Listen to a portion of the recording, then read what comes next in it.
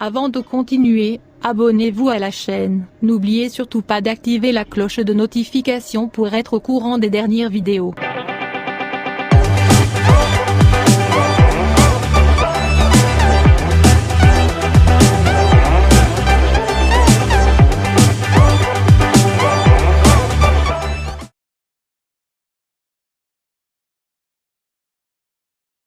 Politico-présidentielle 2020, faut-il accorder du crédit aux décisions des présidents d'institutions très proches du président Ouattara? Le respect des lois qu'on s'est prescrites est pourtant liberté. Mais manifestement, on n'est pas encore libre parce qu'on ne respecte rien. On ne respecte pas la loi fondamentale, la Constitution et tout ce qui en dérive. Et cela s'est parfaitement vu, constaté et vécu lors de la présidentielle de l'an 2010. À cette élection, le candidat Laurent Gbagbo fut déclaré vainqueur conformément à la loi fondamentale, la Constitution. Petit rappel: selon les règles de la Constitution, l'institution sait qui donne les résultats par son président avec tout son conseil électoral réuni dans leur local. Lieu d'exercice doit proclamer les résultats dans un délai précis. Passé ce délai, l'institution sait n'est plus compétente à dire quoi que ce soit. Elle devient forclos, donc dessaisie. Une fois forclose pour n'avoir pas pu donner les résultats dans les délais, heures, lieux et normes prévus par la Constitution, il revient selon celle-ci au Conseil constitutionnel de prendre les choses en main et ainsi faire le travail qui revenait à l'AC avant de proclamer les résultats définitifs. Voilà très clair et de manière simple ce que veut la loi fondamentale, c'est-à-dire la Constitution. Fort heureusement,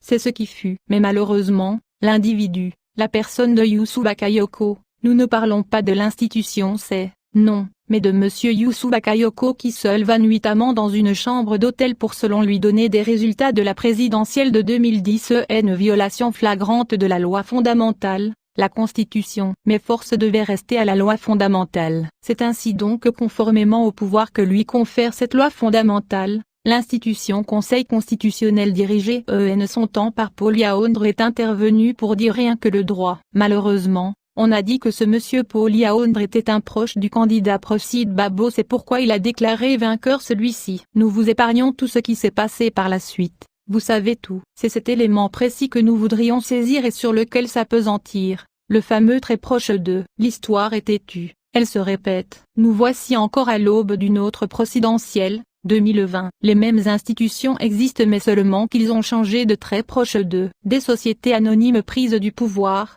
Le chef de l'État nomme au Conseil constitutionnel, son très proche Mamadou Koné, militant RDR, c'est-à-dire du même bord politique que lui, et de LQ même région du Nord. Certains viendront dire ici qu'Ado n'est pas du Nord.